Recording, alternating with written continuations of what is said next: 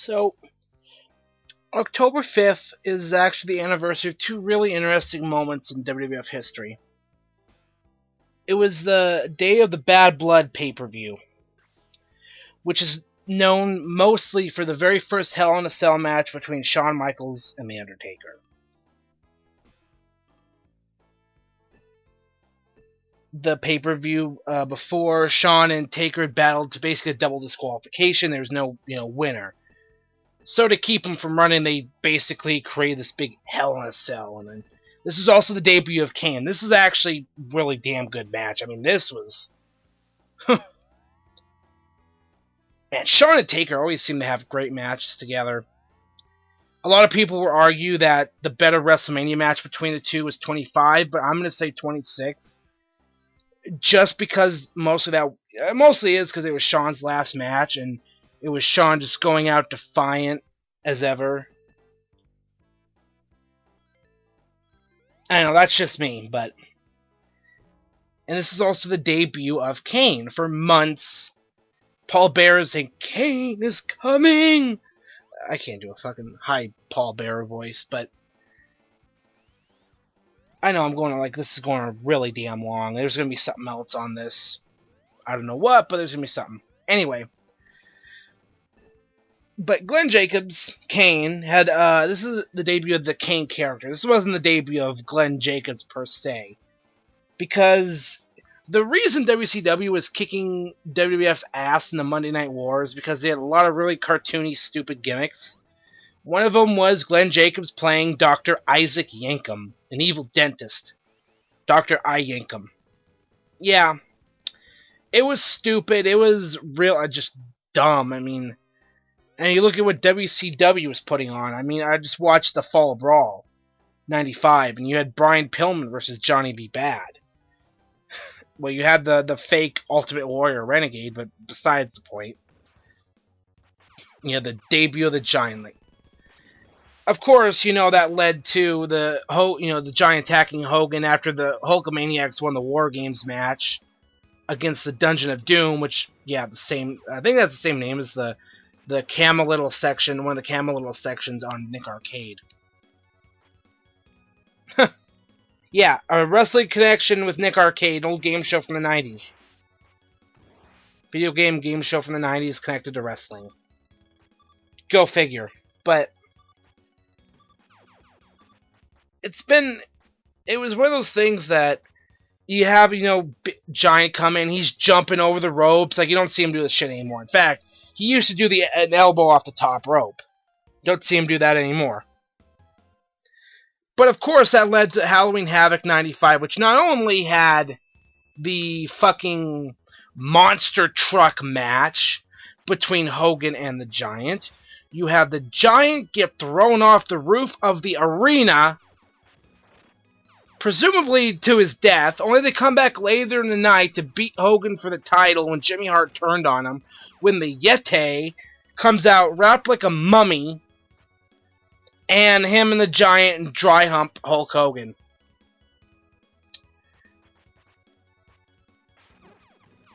Of course, this would then lead to the first World War III 60-man Battle Royale, which was a total clusterfuck to begin with.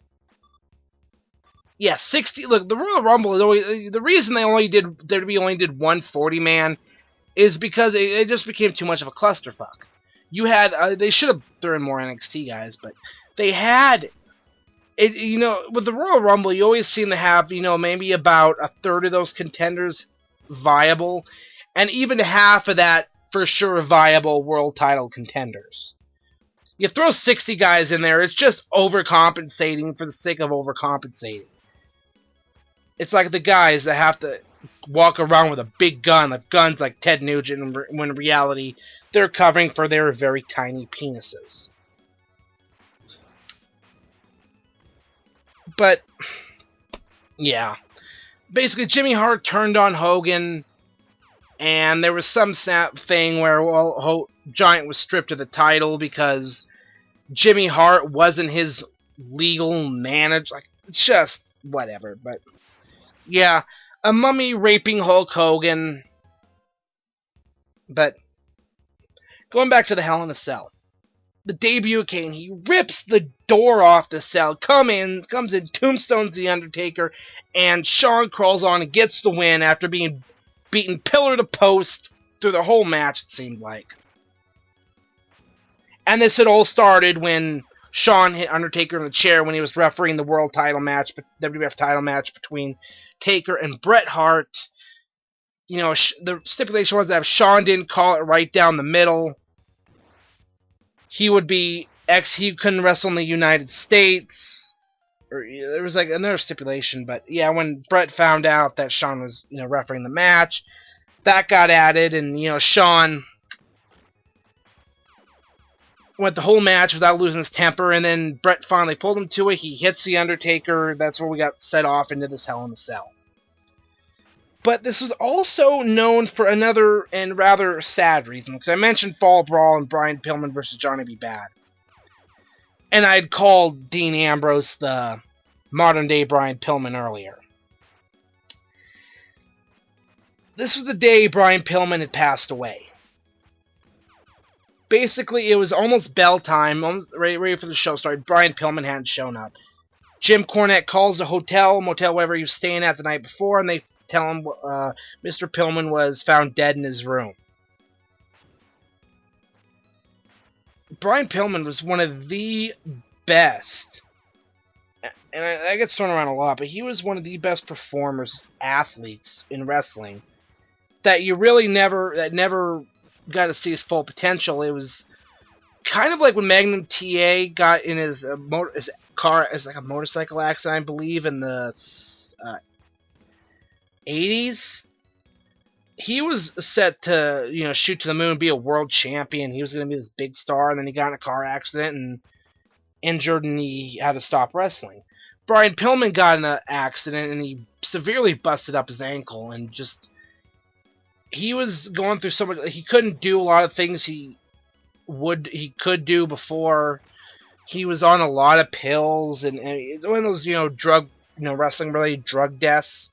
Another one of those guys that died young, and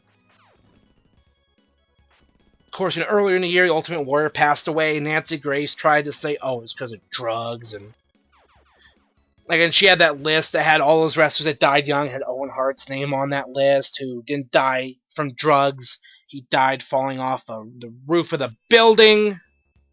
But anyway, and you see this, and first of all, WWE now has one of the strictest drug policies in any sport, period, bar none. But you see all these guys dying young like this. And, in Pillman's case, it was because of drugs. And you see fucking politicians now, because they're all bought off, and, they get money from the alcohol brewer lobbies and prison lobbies. They say, "Oh, we gotta keep weed illegal. It's so terrible." But it's a higher class drug than meth, to begin with. Weed doesn't do anything except find, things that are funny, things that aren't funny, funny. Like watching Cameron try to pin Naomi on her stomach. That's, facepalm. That was on Botchamania. But if you're high on weed, you'd probably find that funny.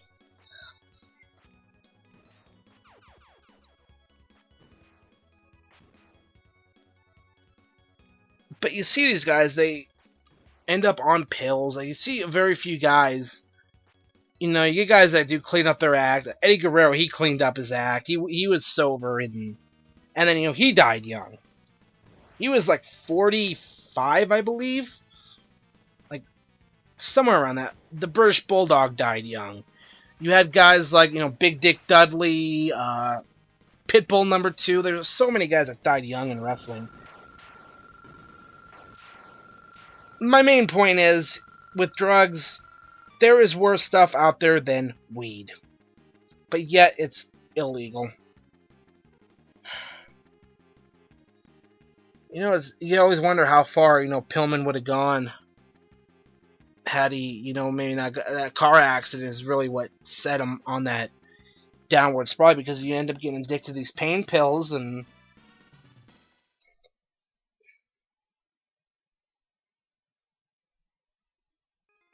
Ugh, I just don't get it. And that's why I don't fuck with drugs. Like, like meth, fuck off, coke, heroin, all that shit can fuck off. I am pro legal on the legalization of marijuana, but you've already got 2 states. Let's keep that rolling. But it just goes all back to the money and politics issue. And I know I'm still rambling, but wolf-pack.com. This whole thing can be fixed. Yeah, usually I don't make plugs with, political things I'm a part of, but that's worth it. Trust me. Yeah, the sooner we can get money out of politics, the sooner we're able to tell the Koch brothers to go fuck yourself forever, jabroni, the better.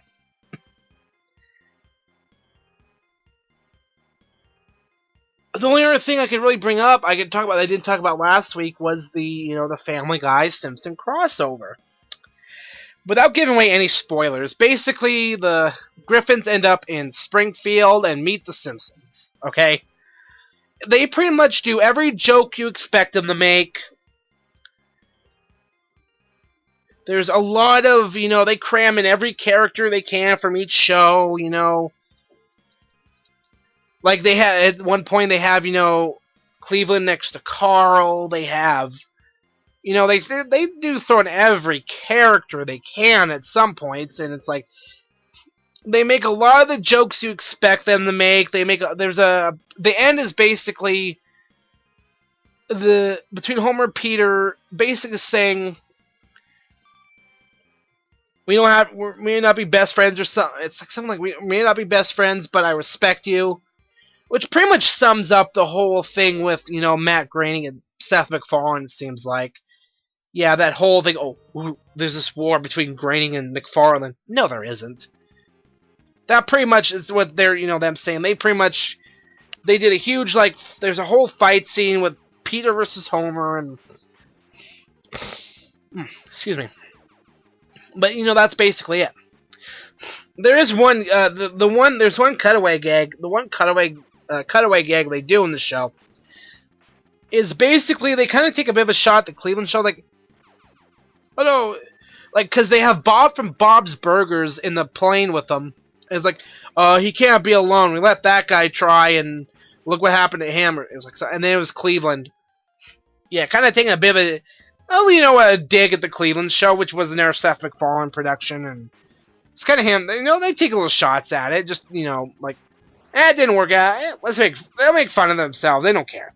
But before this wraps up, and it's funny with that whole gag because they somehow not only managed to connect the whole universe with Family Guy, The Simpsons, The Cleveland Show, American Dad, because there's at one point Roger shows up in the fucking thing, and there's gonna be something else here I don't know. But they somehow managed to connect the Archer universe. Let me explain. The actor that plays Archer also plays Bob's from Bob's Burgers, H. John Benjamin. There's an episode of Archer where he completely loses his memory, and he's working at the same burger stand from Bob's Burgers. Like, it's all done, in the Archer art style, but it's those exact same characters, the exact same location, and just shit like that. I know, it's fucking hilarious. I think that does. I have nothing else to fucking talk about. I mean, that's it. I mean, yeah, I beat Ninja Gaiden. I guess my summer backlog. I beat the 3 NES games on the list. Batman, Zelda 2, and Double Dragon 2. There really isn't anything else to say. But that's it. This video's gone on way too long, way longer than I wanted, way longer than I intended, but that's what I do. So if you excuse me, I got some more Supercard I need to play. That game's addicting as fuck. Be sure to check me out on the weekly Wrestling Slamcast every week, 8 p.m. Eastern, on the Retro Unlim Network. I might have another video coming out soon, I don't know. whenever I get around to it, I guess. Just follow me on Twitter, Instagram, Facebook. Just all my stuff's on my profile, and I'll link my Instagram, all that crap down below. Pegasus out.